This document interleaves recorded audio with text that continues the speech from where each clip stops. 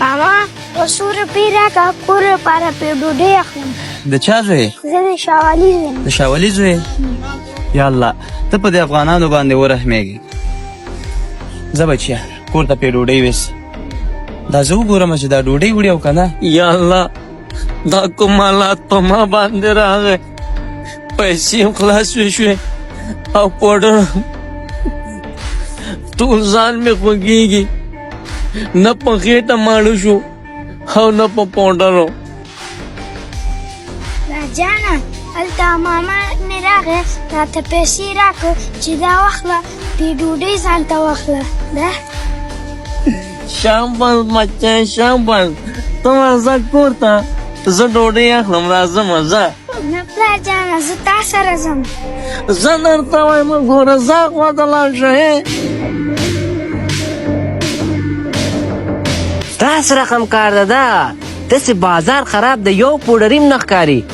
دا پوډریان چیرته دي؟ او یو خو راغی دغه ده یو خو راغی، نور به یې مړی شي. وعلیکم څنګه یو پړی پوډر خو راته راکړه. کنجوس سړی 50 روپیو. یاره څه رقم سړی ته که نه. مننه ای وای مشق کوه میلې کوه چټي کوه میلې کوه. ځه وروره بېغمه ځه. ودرېږئ.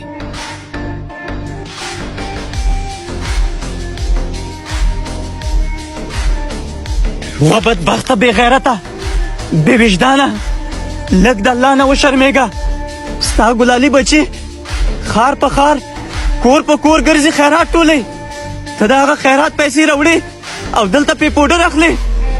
لږ د الله نه حیا وکړه، په هغه ماشومانو باندې دې رحم وکړه.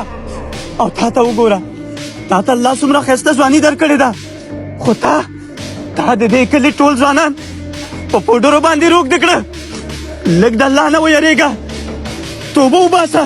بس که زه په هر څه پوه شلم. زما ویده ضمیر د ویښ که زه ساقي یم خو دومره سخت زړه هم نه لرم. یا الله زما د توبه یې، زه به پوډر خرڅ نه کړم.